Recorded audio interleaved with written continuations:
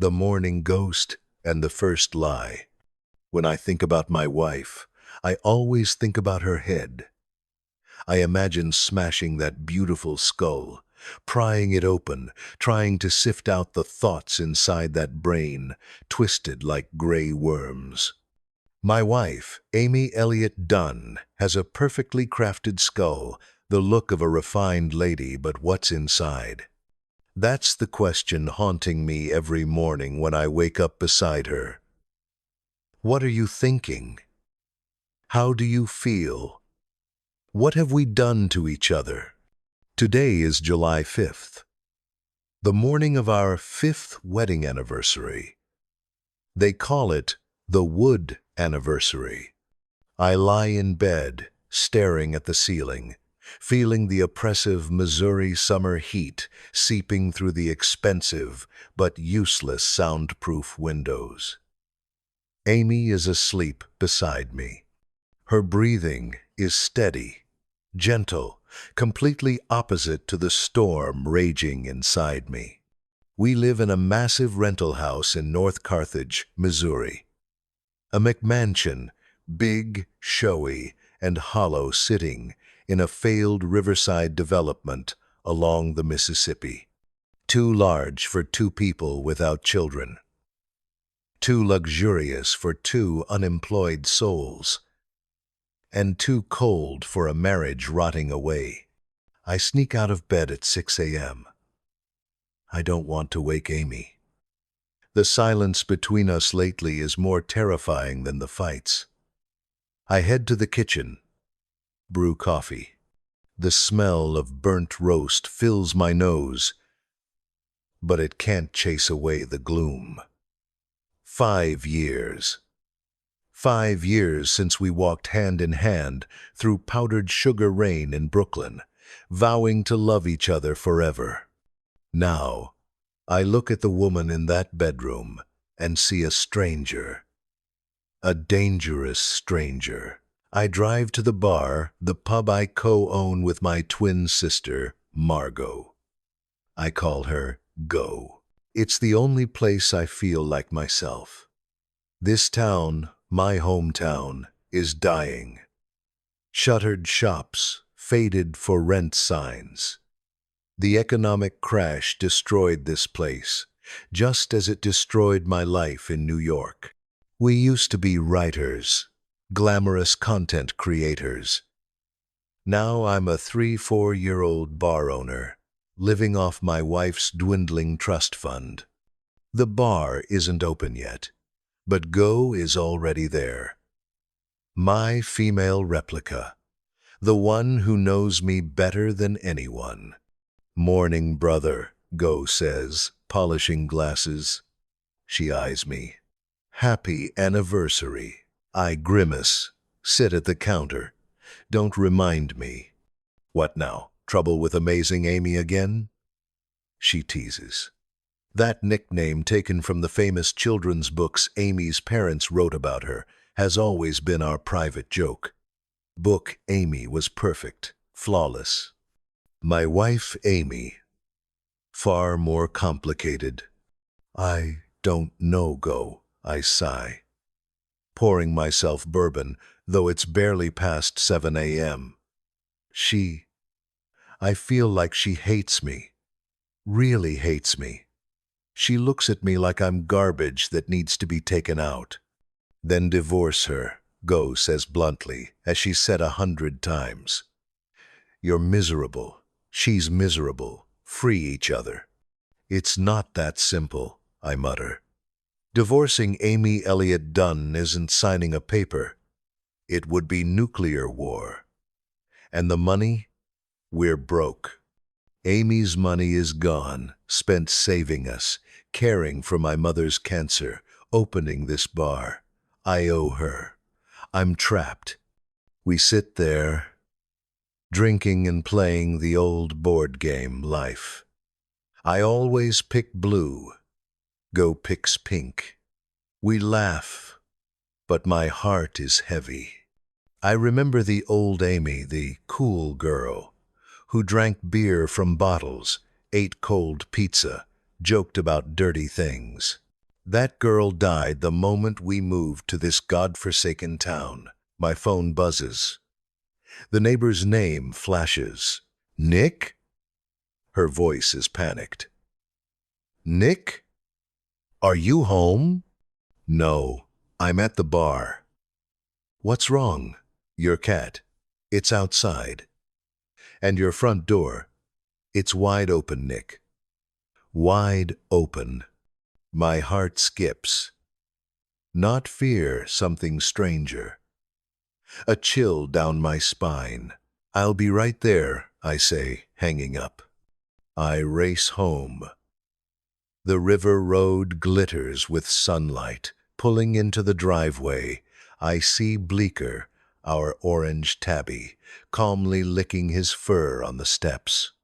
The heavy oak door yawns open, revealing darkness inside. I step in. Amy? My voice echoes. No answer. In the living room, chaos.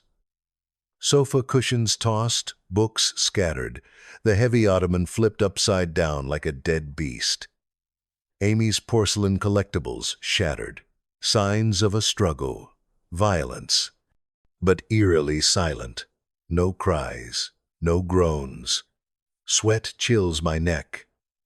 I search, no Amy. I dial 911, fingers trembling. The investigation begins.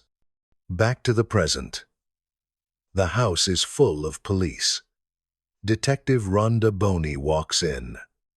She's nothing like I imagined a detective would be. A dull brown business suit, a stocky build, but her eyes, sharp as razors. Beside her is Detective Jim Gilpin, a taciturn man.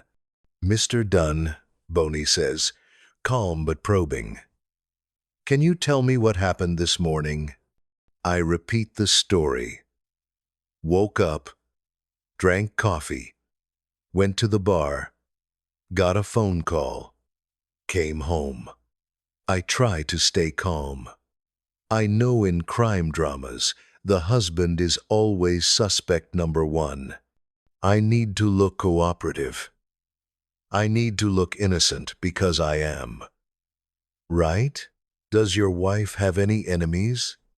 Gilpin asks. Notebook ready. No. I answer instantly. Everyone loves Amy. Any close friends here? Someone she might confide in or stay with? I freeze. I search my memory. What did Amy do all day while I worked? Where did she go? Who did she see? I realize I have no idea. She kept to herself. I stammer. Since we moved here, she hasn't really made friends. Boney raises an eyebrow. A tiny gesture, but I catch it. What kind of husband doesn't know his wife's friends? What's your wife's blood type? She suddenly asks.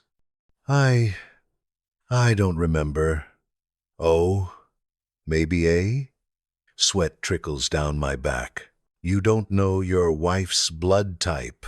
We never talked about it, I mumble, sounding weak. They move around the house, examining the scene. I stand in the kitchen doorway, watching Boney crouch by the overturned table. She slips on rubber gloves, picks up a shard of porcelain. Looks staged, she mutters to Gilpin, loud enough for me to hear. Staged, I ask. This mess, Boney points. The table fell perfectly on the rug, no skid marks, like someone placed it, not knocked it over in a struggle. And why only the living room? Why is the hallway spotless? She turns to me, her eyes no longer polite, the eyes of a hunter staring at prey. Mr. Dunn, we'll need you at the station for a detailed statement, and we'd like permission to search the entire house. Of course, I say, forcing a smile. Mistake. My face twitches. The smile looks fake. I want my wife found. Do whatever it takes. Then I remember. Today is our anniversary. Amy's tradition, the treasure hunt. Every year, she hides cobalt blue envelopes around the house, each with rhymed clues leading to an anniversary gift. I usually fail miserably, and Amy sighs in disappointment. But this year, I need to find them. Maybe they're clues. I sneak upstairs while the police are busy in the living room. I open her nightstand drawer. Empty. I check under the pillow. There it is, a familiar blue envelope marked 1. I rip it open. Inside, Amy's neat handwriting. Hello, love. 5 years today. Wood is the gift, our love's display. To find your prize, go where you roam, where you work, where you feel at home. A riddle. Where you work. My office at the local college? Or the bar? I slip the envelope into my pocket. I don't want the police to see. This is private. Or maybe, deep down, I'm afraid of what Amy is trying to tell me. The killer's smile. That afternoon at the station is torture. They ask the same questions over and over. About our marriage. About our finances. Are you having money problems? Boney asks.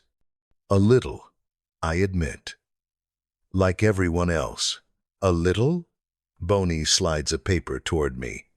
According to your credit report, you owe over $50,000 in credit card debt. And your joint account is nearly empty. Did you know your wife has a trust fund? Yes, but we've spent most of it. And did you know your wife doubled her life insurance policy just last month, with you as the sole beneficiary? I freeze. What? No, I didn't know. Amy never told me. How convenient. Gilpin sneers. Wife disappears, leaving a huge payout for the husband drowning in debt.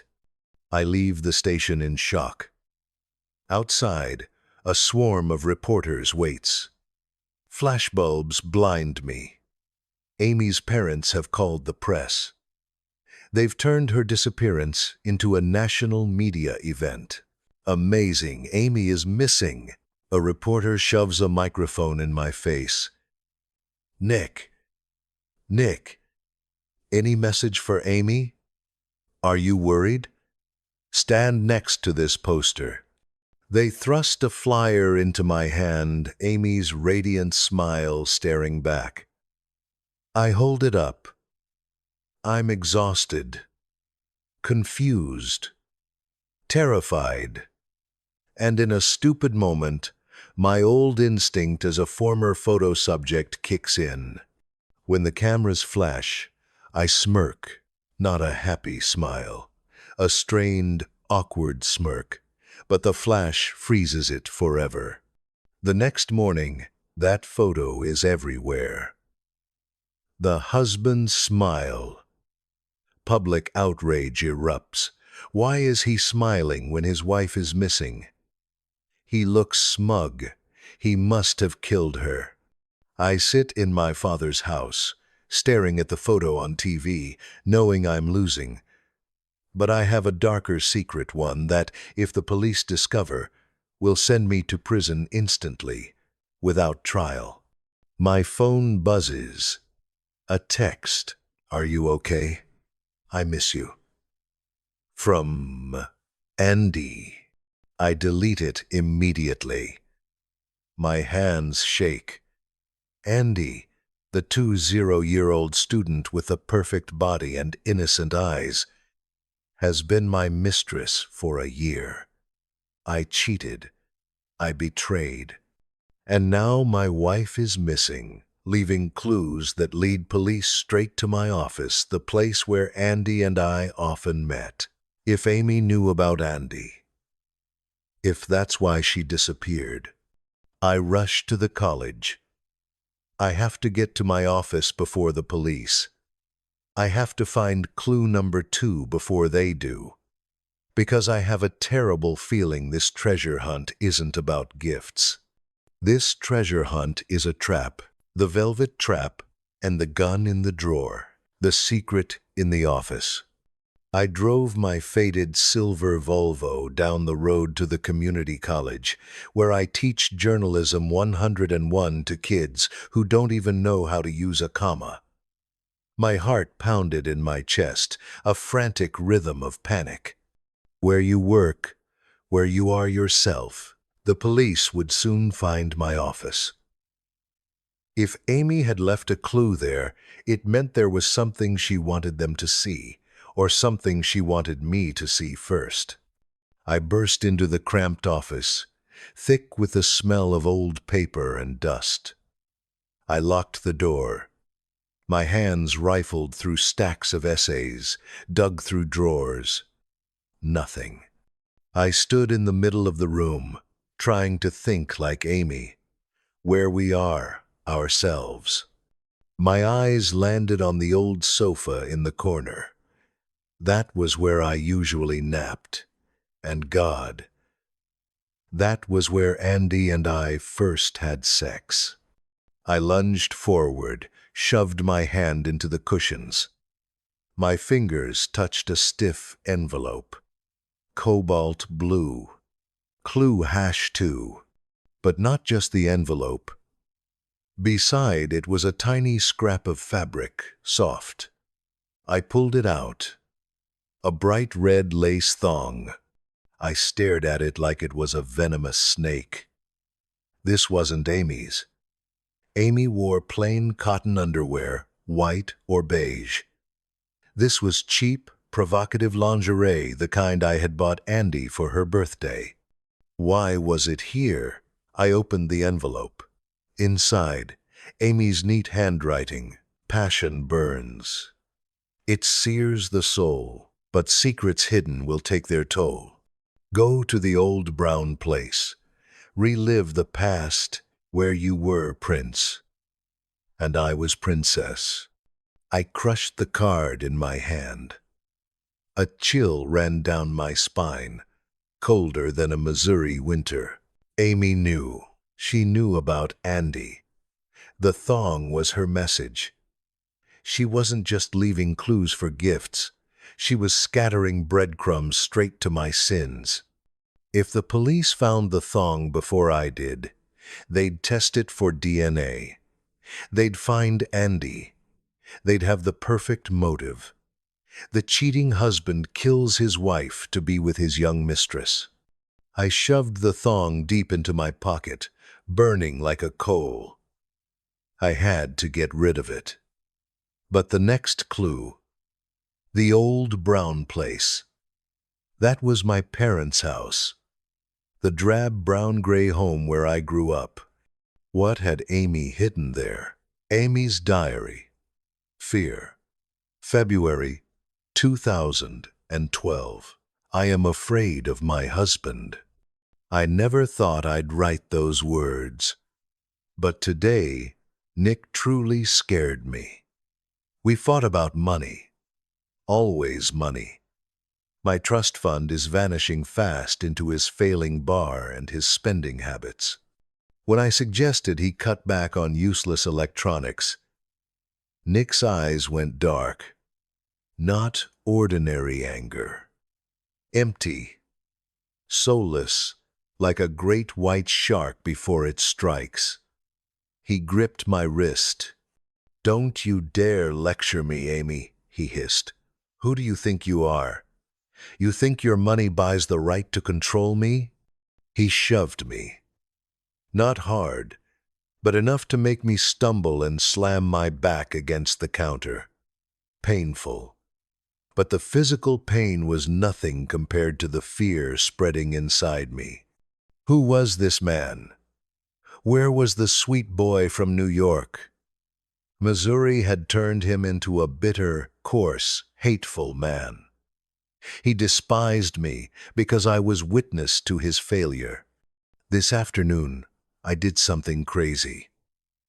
I drove to a sporting goods store in the suburbs and bought a gun, a small handgun.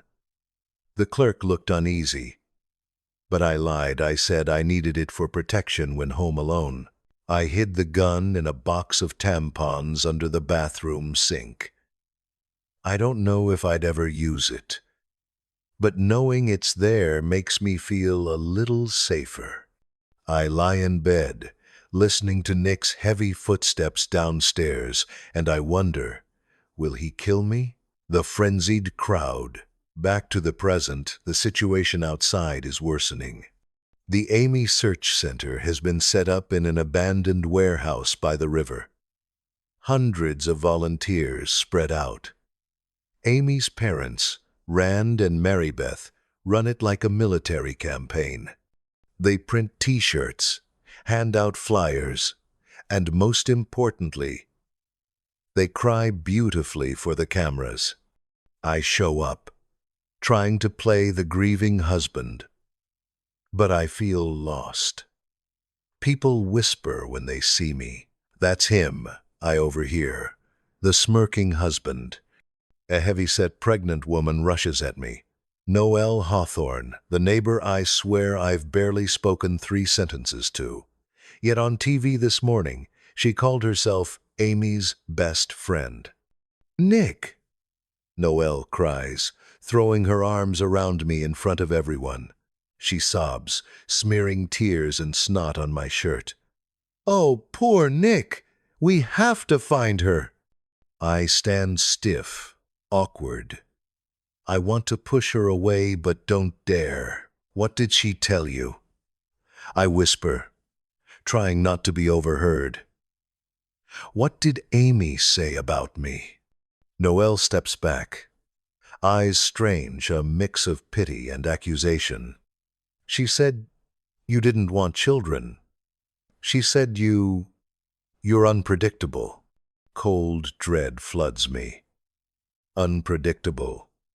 A polite word for dangerous. How long has Amy been planting these seeds of doubt? Did she befriend this unstable woman just to create a false witness? That afternoon, Boney and Gilpin return, this time with a search warrant. "We need to check the shed out back, Mr. Dunn," Gilpin says flatly. "Fine. But it's just firewood and garden tools," I reply. They break the lock on the shabby wooden shed. Inside, dark and cobwebbed. But when the flashlight beam sweeps across, we all freeze. It isn't a woodshed. It's Aladdin's cave. Piled in the corner, a set of expensive golf clubs, the kind I once casually admired on TV. 2 Rolex watches. A giant gaming console with a big screen. Designer men's clothing. "Well?" Boney says, dripping sarcasm.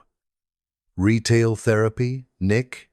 I never bought these," I stammer. "I swear, I don't know how they got here. Your credit cards say otherwise." Gilpin sneers, holding up a stack of receipts from a box nearby. All in my name, all signed by me. I stare at the signatures. 99% identical to mine. But I know I didn't sign them. Amy.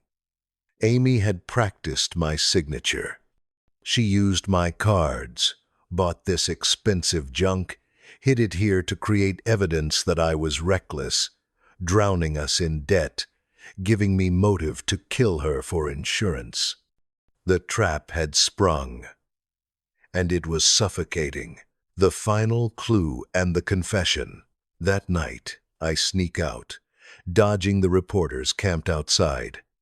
I go to my father's house. The place reeks of disinfectant and neglect. My father is in a nursing home. So, The house is empty.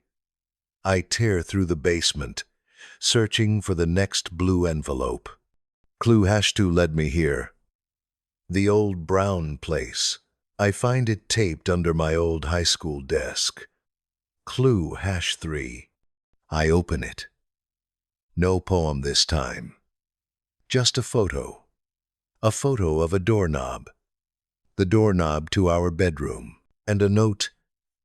Don't let it hurt you. I've hidden it away. It?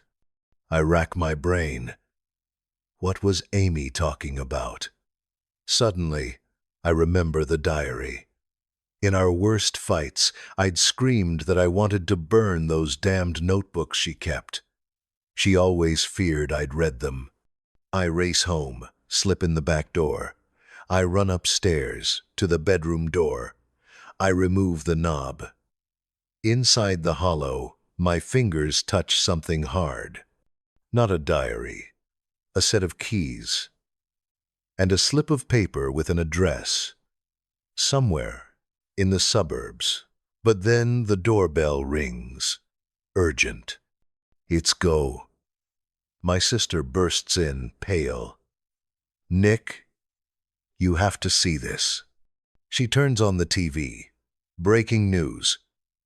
Detective Rhonda Boney at the microphone. We have found crucial evidence at the home of the suspect's father, Nicholas Dunn, she announces gravely. A partially burned diary in the fireplace.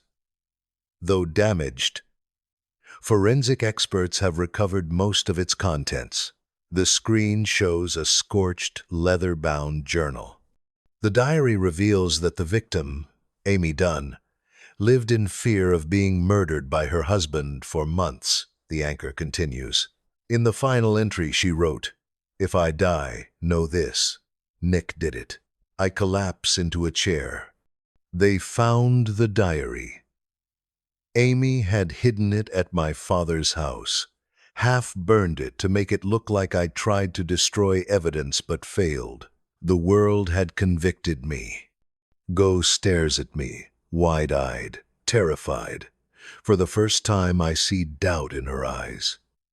Nick, she whispers, tell me meet the real Amy. I'm happier dead. I'm dead. Technically, anyway. And I have to admit, I feel much happier than when I was alive. Right now, I'm driving a beat-up car I bought for $2,000 cash, heading down the highway toward the Ozarks. I'm no longer Amy Elliott Dunn, New York's golden girl, or the poor victim wife of Missouri. I glance in the rearview mirror. The woman staring back looks like a stranger. My glossy blonde hair, the symbol of sophistication, is gone. I hacked it off with dull scissors and dyed it a dingy brown. I wear brown contact lenses to hide my bright blue eyes. I've been binging burgers, fries, milkshakes for 2 weeks, adding 5 pounds, softening the sharp angles of my face. Now, I look like an ordinary, slightly dowdy, middle-aged woman, the kind you'd pass in Walmart without a second glance. I'm invisible. And that's exactly what I want. Nick Dunn, my wonderful husband, must be spinning in the hell I designed for him. He's probably wondering what the hell happened. He thinks he's the victim. Oh no, Nick. You're not the victim. You're the thief. You stole my life, and now I'm taking it back. The myth of the cool girl. People always ask, why? Why would a woman do something so terrible to her husband? The answer lies in a great lie society has injected into both men and women, the myth of the cool girl. Men say they want a cool girl. Who is she? She's hot, brilliant, funny. She loves football, poker, Beer straight from the bottle, scarfing pizza and burgers, yet somehow stays a size 2. She never gets angry. She never asks, "Where are you going?" or "When will you be back?" She just smiles and says, "Have fun, babe," when her boyfriend stays out all night. When I met Nick, I became the cool girl for him. I drank cheap, watery beer I hated. I ate cold leftovers. I watched stupid action movies. I laughed at his dull jokes. I gave him the perfect Amy. Beautiful, easygoing, worshipful. And Nick loved that girl. He loved the performance. But then life happened. Sick parents, lost jobs, moving. I couldn't keep playing cool girl forever. I was tired. I wanted to be myself. Controlling, perfectionist, a little difficult. The moment I dropped the mask, Nick punished me. He didn't just stop loving me. He hated me. He dragged me to this dead Missouri town, dumped me in a soulless rental, spent my money, and worst of all, he replaced me. Andy, the big-breasted college girl with empty eyes. She's Nick's new cool girl. He's replaying the same tired script. Fun guy, easy girl. When I discovered Nick's affair, I didn't cry. I didn't scream. I felt a coldness spread through me. Nick had killed the old Amy. He stole my youth, my money, my pride. So killing him would be too kind. I want him to live and watch his own destruction. I want the world to spit on him. And finally, I want him to die by lethal injection, convicted of murdering his wife. The Devil's Blueprint. I spent a year planning this. A full year. It's my masterpiece. The fake diary. Police believe what's written. So I created evidence. Different pens, different times of day to vary the handwriting. The first 300 pages were true, our love story to build trust. Then I invented. I turned Nick from a careless husband into a potential abuser. I wrote fear. I wrote threats. The half-burned diary in his father's fireplace, I put it there myself before I disappeared. Blood. How do you stage a murder without a body? You need blood. Lots of it. I drained my own blood, month by month, like a donor. I froze it with anticoagulants. On July 5th, I thawed it, poured it across the kitchen floor, smeared it with a mop, creating the scene of a massacre. Then a sloppy cleanup. Under police luminol, the kitchen would glow like a Christmas tree. The fake pregnancy. The killing blow. I Googled pregnancy details. I hinted to the neighbor Noel that I had good news. I knew that when they checked medical records, which I forged, they'd believe Nick murdered his pregnant wife. That guarantees the death penalty in Missouri. Financial motive. I bought luxury junk with Nick's credit cards. I raised the insurance. Everything perfect. Nick has no escape. He's the rat in the maze. I'm the architect. A new life in the Ozarks. I stop at a cheap, shabby motel called Cabins in the Woods, a refuge for losers, runaways, and the white trash I once despised. But now, it's the safest place. I rent a damp little bungalow, pay cash. I introduce myself as Nancy. Here, I have friends. Greta. Gaudy. Loud. Probably fleeing an abusive boyfriend. Jeff. Greta's new guy, twitchy, junky looking. I think I'm smarter than them. I watch them like an anthropologist studying monkeys. I sit by the filthy pool, sunglasses on, pretending to read while I listen. Around my waist, hidden under baggy clothes, is a money belt with over $10,000 cash withdrawn slowly over months. My lifeline. Every night, I turn on the TV for the Nick Dunn Show. My husband, the star of the evening news. He looks pathetic. Dark circles, hollow cheeks. He's trying to deny guilt, but the more he talks, the more he looks like a liar. You look awful, Nick, I whisper to the screen, sipping soda. But you deserve it. I plan to stay here a few weeks. Then, once Nick is arrested and sentenced, I'll head south. Maybe Mexico. Maybe the beach. I'll kill myself, leave clothes and ID by the shore, then vanish forever. I'll live the rest of my life as a free ghost. But I didn't anticipate one thing: loneliness and the arrogance of carelessness. The fall. I underestimated Greta and Jeff. I thought they were stupid. But survival at the bottom teaches lessons a rich girl like me never knew. Greta noticed. She saw me never let go of my bag. She saw my baggy clothes hiding my waist. Most of all, she knew I didn't belong here. One evening, Greta invited me to play mini golf. "Hey, Nancy," she said sweetly. "You look tense. Relax." I slipped. In a stupid moment, my ego surfaced. I corrected Greta's pronunciation of a word. I revealed Amy Elliott Dunn, the smug, educated girl. Greta's smile vanished. Her eyes went cold. "You're that rich bitch on TV, aren't you?" she whispered. "You're the missing bitch." My heart stopped. Before I could react, Jeff appeared behind me. He shoved me down. "No need for talk, sweetheart."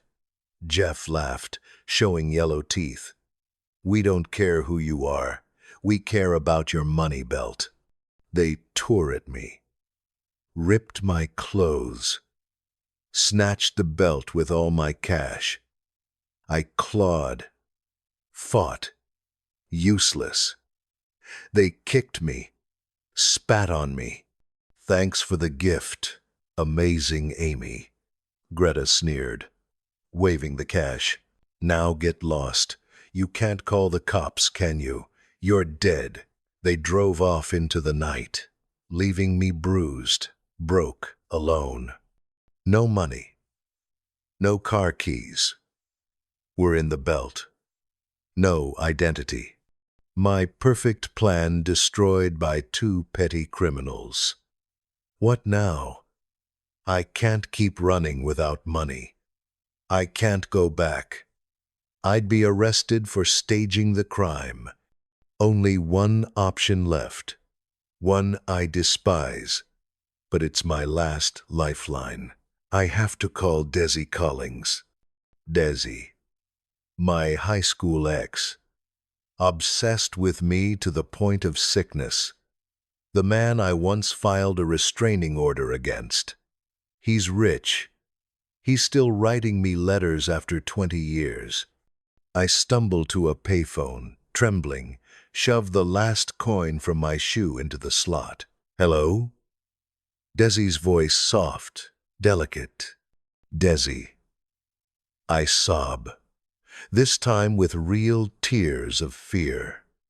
"Help me. It's Amy. Amy has lost everything. From game master to hunted prey. Calling Desi Collings is a desperate gamble. Amy thinks she can manipulate Desi like she manipulated Nick. But she forgot one thing. Desi is not Nick. Desi's obsession is a gilded cage.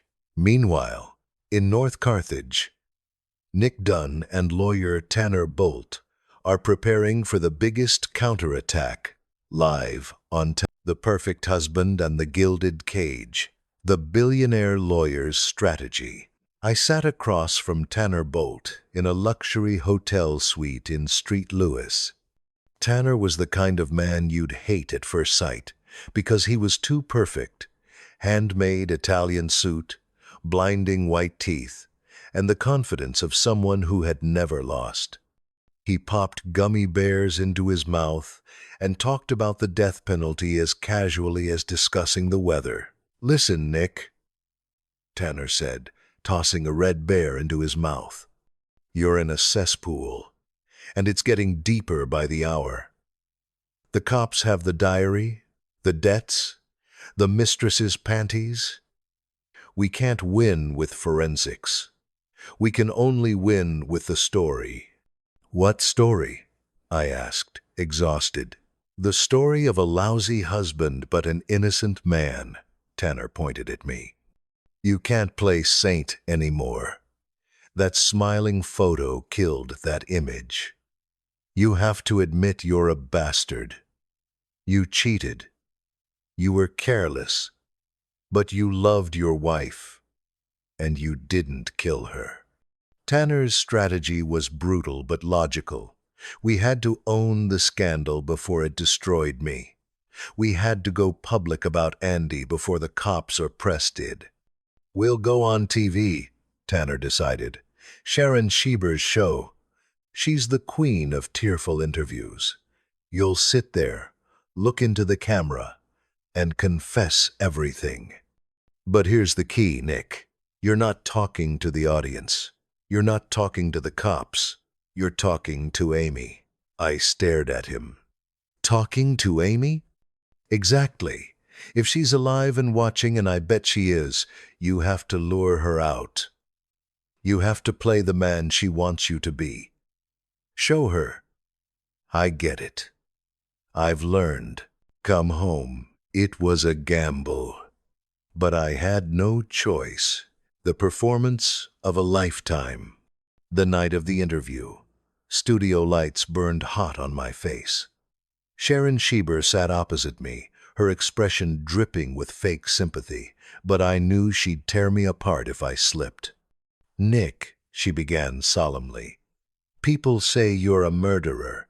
They say you smirked while your wife was missing. What do you have to say?" I took a deep breath.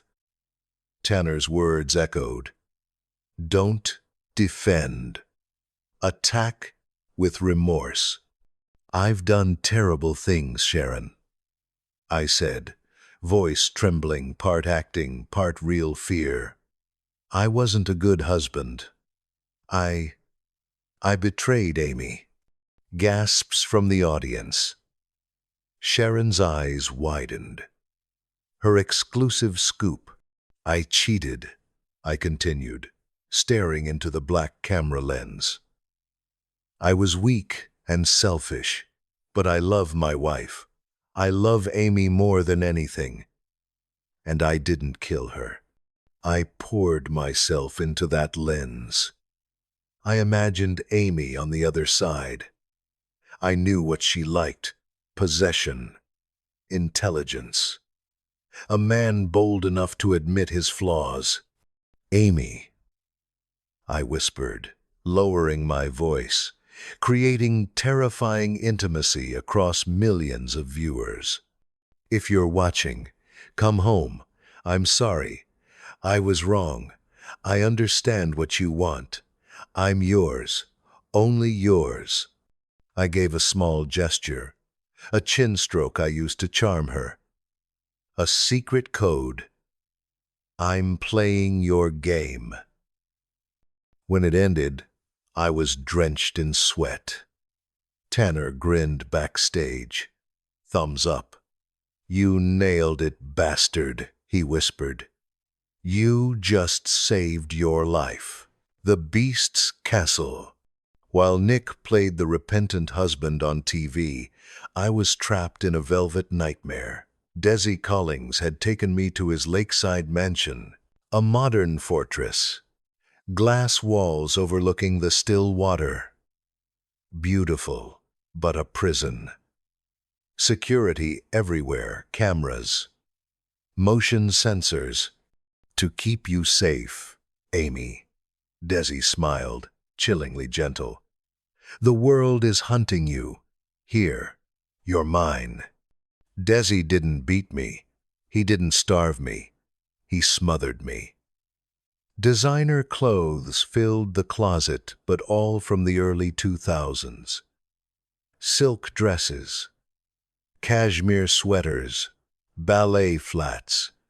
The outfits I wore when we dated in high school. Desi didn't love me. He loved the memory of me. He wanted to resurrect amazing Amy of the past. He made me dye my hair blonde again. He cooked bizarre health meals to restore my slim figure. "You've lost too much weight," Desi murmured, fingers lingering on my neck. I realized my mistake. I had escaped Nick's indifference only to fall into Desi's obsession. With Nick, I was abandoned. With Desi, I was consumed. He controlled every breath. No TV, no internet, no phone. He wanted me cut off from the world, existing only for him. Revulsion rose in my throat whenever he touched me.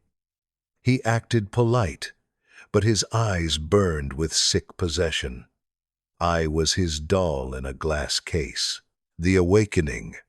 One evening, Desi went out for groceries. He never let me join. I secretly turned on the TV, volume low, and I saw him, Nick Dunn, in the interview chair. Hollow, weary, but his eyes blazed. I watched him confess. I watched him talk about Andy. For most women, it would be humiliation. But I'm not most women. I'm Amy. I saw Nick's strategy. He was lying. He was performing. When he looked into the camera and said, "I'm yours," a shiver of sexual electricity shot through me. Nick understood. He had cracked my code. He wasn't the lazy Missouri husband anymore. He had risen to my level. He was playing my game. He had become the perfect man I craved. Accomplice, adversary, the only one smart enough to grasp my madness. I looked around Desi's suffocating mansion, the outdated clothes, the gilded tomb he wanted me buried in. No, I didn't escape death to live as a doll. I wanted Nick. I wanted the man who had declared war on me on live TV. But how? I had staged my disappearance. If I returned saying, "Sorry, just kidding," I'd go to prison. And Desi would never let me leave. He knew too much. I needed a new script, bloodier, more brutal, one that would transform me from fraud into saint again. I eyed the fruit knife on the table. I studied my recovering body in the mirror. Desi Collings had to die. His death would be my ticket back to Nick, preparing the finale. In the days that followed, I began my new role. I stopped acting grateful or afraid. I seduced him. I let him brush my hair. I wore the dresses he loved. I whispered sweet nothings. Desi was ecstatic. He thought he had tamed me. Meanwhile, I built evidence. I pinched myself to make bruises. I tore my lingerie. I found blind spots in the bedroom cameras. I doused myself in his liquor to smell like an abused captive. Most importantly, I staged scenes for the hallway cameras. I ran out crying, collapsed, cowered as he approached. The footage showed a bewildered Desi and a terrified Amy. To police later, it would scream, abduction, abuse. August 30th. 1 month since I disappeared. Desi lay naked on the bed, ecstatic, believing tonight I was finally his. I entered with 2 glasses of wine. In my robe pocket, a razor-sharp box cutter from his office. To us, my love. Desi smiled, raising his glass. To us, I replied, smiling the smile of amazing Amy. I climbed onto him. We made love, at the peak of his ecstasy. As he moaned my name, I drew the blade. No hesitation. One deep, clean slash across his throat. Blood erupted like a fountain, hot, bright red, soaking my face, chest, the white silk sheets. Desi's eyes bulged, horror replacing bliss, then glazing over. I watched him die. Then I rolled off, stood, gazed at myself in the mirror, drenched in gore. A demon from hell. But I looked beautiful. I grabbed the phone, dialed 911. I inhaled, then screamed with the voice of the world's most terrified victim. Help me. He kidnapped me. I killed him. He raped me. Help me. I'm Amy Dunn. Amy had made her boldest, most savage move. Murder to erase loose ends, crafting the perfect escaped victim story. She was on her way back, carrying a storm of blood. Nick Dunn had just breathed relief, thinking he'd escaped death row. But he didn't know the real punishment was only beginning. Amy wasn't coming back to free him. She was coming back to own him. The return of the demon and the inescapable end. The bloody saint. The door of our house opened, but this time it wasn't the police. It was the blinding flash of hundreds of reporters crowding the lawn. A police car screeched to a stop in front. I, Nick Dunn, froze at the threshold. My heart raced, not with joy, but dread. I knew who was inside. I knew the final act was about to begin. The car door opened, and she stepped out, Amy. The world held its breath. Amy stood there, weak, trembling. She wore a torn, flimsy nightgown, barefoot, and blood. Blood everywhere. Dried blood crusted in her hair. Fresh stains smeared across her chest, arms, thighs. She looked like a survivor crawling out of hell. Our eyes met. In that instant, I saw no fear. I saw defiance. Her blue eyes flashed cold. Your turn to perform, Nick. Amy staggered toward me, collapsing. Reflexively and according to the script I was forced to follow, I rushed to catch her. Nick, she sobbed, her cries echoing down the street. I'm back. He took me. I held her tight. The stench of blood filled my nose, mixed with sweat and death. Cameras captured the miraculous reunion. That photo would grace every front page. The remorseful husband embracing the wife who escaped her captor. But as I leaned close, I heard her steady breathing. She wasn't panicked. She squeezed my hand firm, possessive. I whispered, too low for microphones. What the hell did you do? Amy buried her face in my shoulder, sobbing louder for the crowd, but whispered into my ear, ice cold. I saved you, idiot. The bathroom truth. The hospital released Amy after 24 hours of checks. No serious injuries beyond bruises, self-inflicted, and signs of sexual assault, fabricated. The FBI closed the case. Desi Collings was the sick kidnapper who held Amazing Amy.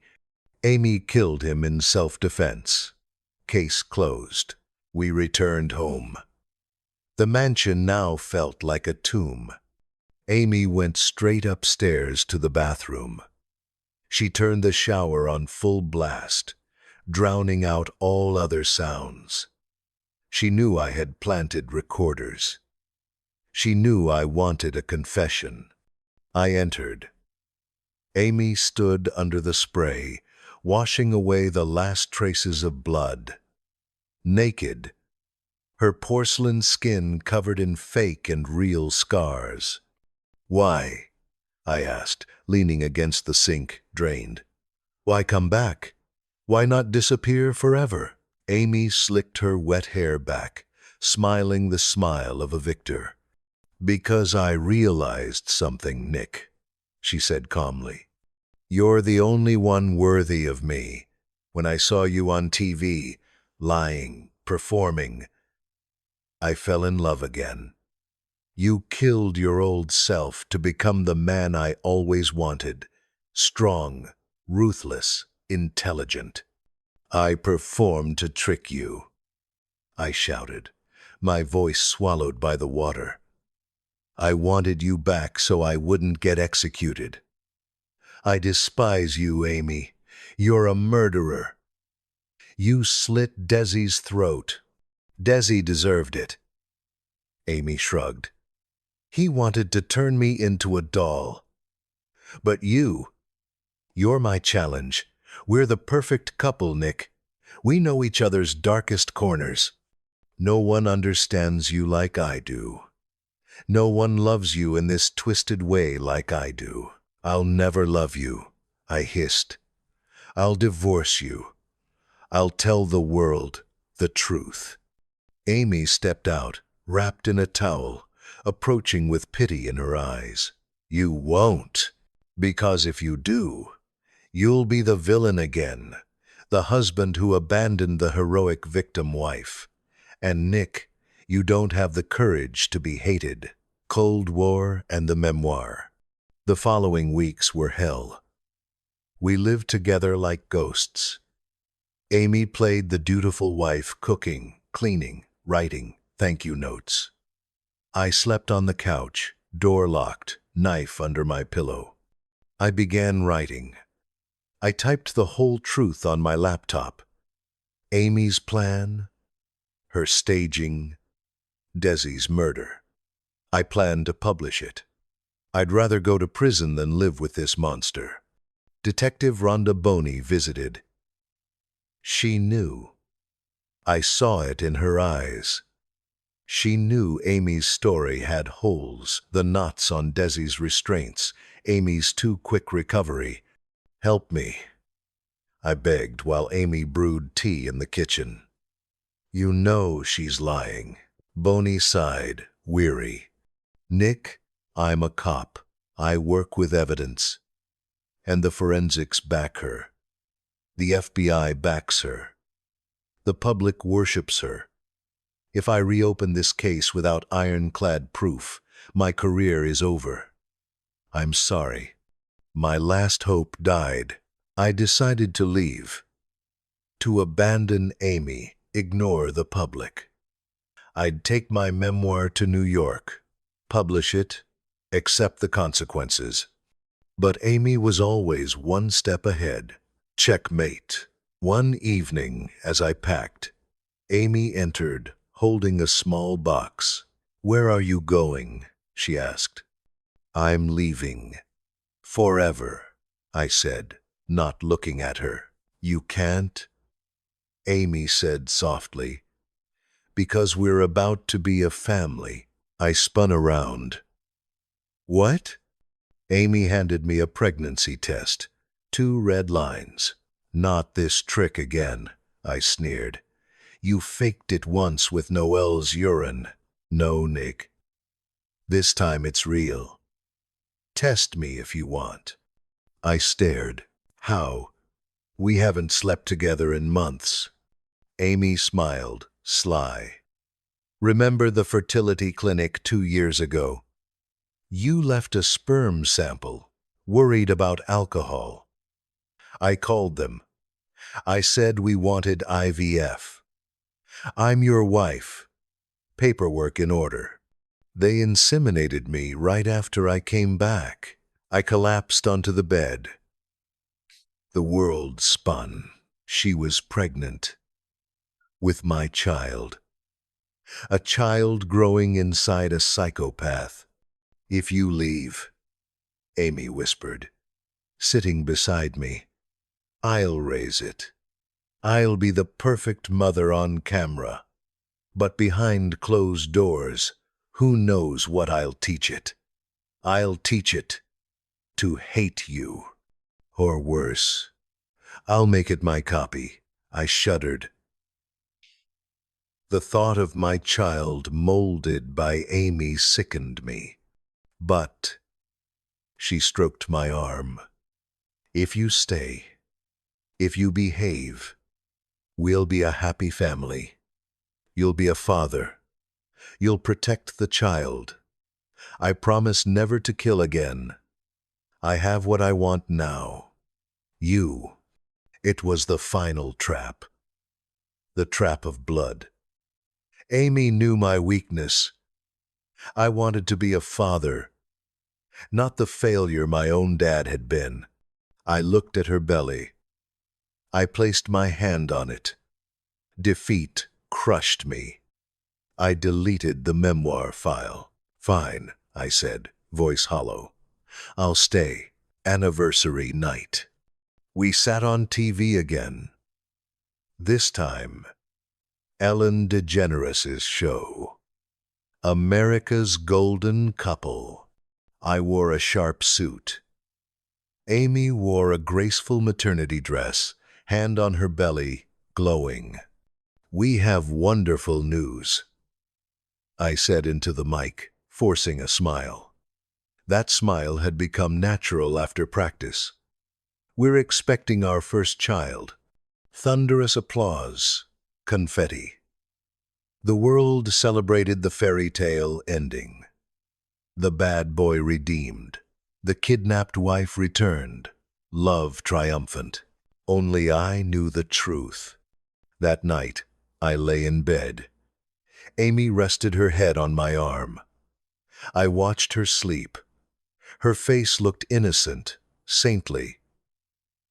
Who could believe that behind that smooth forehead lurked a mind that plotted horrors? I no longer feared Amy. I no longer loved her in the usual way, but I was bound to her. We were accomplices. I hated her, pitied her, strangely respected her. She fought to keep me by the most brutal means. I stroked her hair. I wondered, 20 years, 30 years from now, what will we be? Will we kill each other, or endure this false happiness until old age? The opening question returned, haunting me in the dark. What are you thinking? How are you feeling? What have we done to each other? Amy stirred, lips curling into a satisfied smile. She had won, and I, Nick Dunn, her voluntary life prisoner, closed my eyes, awaiting another day in our perfect house.